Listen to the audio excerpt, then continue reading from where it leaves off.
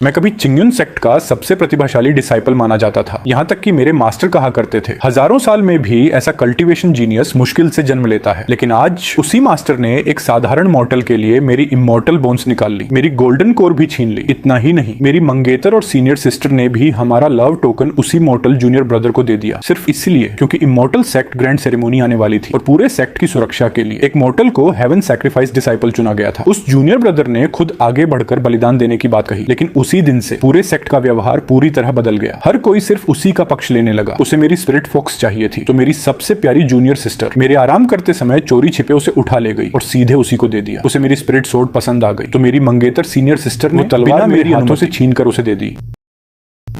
आखिर में उसकी कल्टीवेशन बढ़ाने के लिए मेरी गोल्डन कोर भी निकाल ली गई और मुझे इतना प्रताड़ित किया गया कि आखिरकार मेरी मौत हो गई। लेकिन उन्हें बिल्कुल पता नहीं था जिस जूनियर ब्रदर पर वे इतना प्यार लुटा रहे थे, आखिर में वही उन सबकी मौत की वजह बनेगा। जिस दिन जूनियर ब्रदर को हेवन सैक्रिफाइस डिसिप्लिन चुना गया, मैं खून से लथपथ जमीन पर पड़ा था। मुझे साफ महसूस हो रहा था कि मेरे शरीर की स्पिरिचुअल एनर्जी धीरे धीरे खत्म होती जा रही है। मैं समझ नहीं पा रहा था जो मास्टर हमेशा मुझे सबसे ज्यादा प्यार करते थे, उन्होंने आखिर जूनियर ब्रदर की सिर्फ 2 मीठी बातों पर भरोसा करके मेरी गोल्डन कोर सचमुच निकाल ली। सफेद वस्त्र पहने चिंगलंग मास्टर ठंडी नजरों से मुझे देख रहे थे। मेरी सबसे प्यारी जूनियर सिस्टर के चेहरे पर भी सिर्फ नफरत थी। वह तिरस्कार से बोली, तुम्हें शर्म नहीं आती? जूनियर ब्रदर कुछ ही दिनों में हेवन सैक्रिफाइस होने वाला है और तुम एक छोटी सी चीज देने में भी इतनी कंजूसी कर रहे हो। मेरी मंगेतर सीनियर सिस्टर ने तो मरते वक्त भी मेरी तरफ एक बार नहीं देखा। उसकी पूरी नजर सिर्फ उसी जूनियर ब्रदर पर थी जिसे वह अपनी आंखों का तारा मान चुकी थी। मैंने आखिरी सांस भी नहीं ली थी कि उन्होंने मुझे सीधे डीमन एबिस में फेंक दिया। मेरे शरीर को डेमोनिक बीस्ट्स ने टुकड़े टुकड़े करके खा लिया। मेरी सोल भी हजारों हिस्सों में फट गई।